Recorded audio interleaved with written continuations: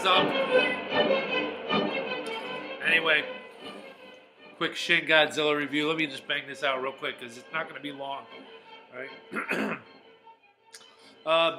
At the beginning, I think I should say at the beginning. Okay, let me put it this way: if you're a casual fan of these kaiju movies, then maybe you would skip this one or wait for it to be something that you don't have to pay for to go see. But if you're a Godzilla fan, I think it's a one story. I think you got to check it out. Okay, that's all I'm saying.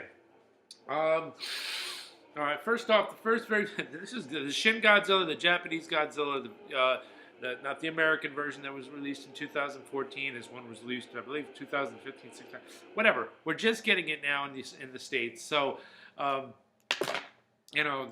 we're actually able to check out this movie if we want to. I'm thinking, like I said, if you're a Godzilla fan, then it's definitely worth a once through. But here's my review on the whole damn thing. All right, the first sighting of the Godzilla in this movie is incredibly. He's incredibly goofy. All right, a little mysterious, but once you see his eyes, he's got like these freaking Cookie Monster eyes, and I don't even. I like seriously. When the first sighting, I was just like, all right, okay. All right then. Okay, that's great what you guys did there. Okie dokie, that was my exact reaction to when I saw it. And then the rest of the movie, I was just kind of smiling through it because I was just like, all right, you know what? I guess we're just not gonna make this a serious film, which is fine with me.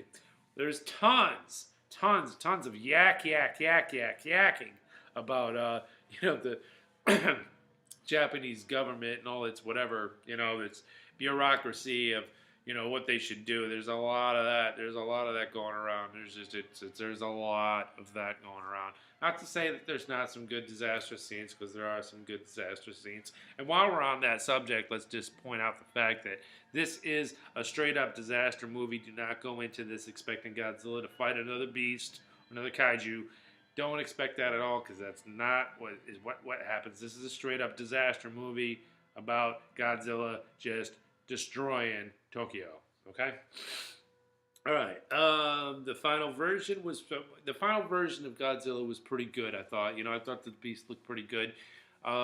So a little bit, just a tad cheesy, but I think after I had witnessed the Cookie Monster, the Cookie Monster kaiju at the beginning of the film, that anything was going to look better than that, because that, I swear to God, it looked straight up out of like those Chinese parades that they have when they go with the dragons and everything like that. Cookie Monster is the best way to put it, because you can shake it. If you look like if you shook its head, its eyeballs were just going to go.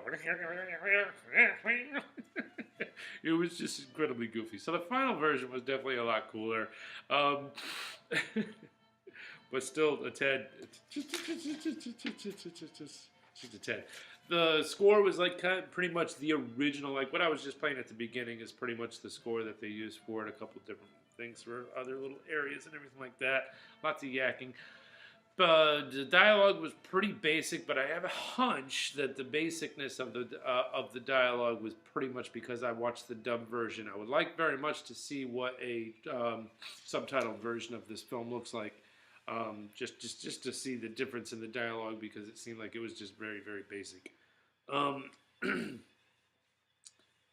What else? No, like I said, not much. Like I said, if you're a Zilla fan, I think it's worth it once through. You should at least check it out. If you're just a casual moviegoer, you're probably not gonna get it. You're not gonna like it. But very much in the tune of the original Gojira. So it wasn't a horrible movie. I didn't hate it, but I didn't love it either. Was the 2014 American version of Godzilla better than this movie? I think in some aspects, yes, it was. Quality of acting, quality of dialogue, in that respect. So, in most aspects, it was better. That's all I'm saying. The one thing that stood out from this Godzilla versus the Godzilla we got to see in 2014, there was more than one offensive weapon that he had.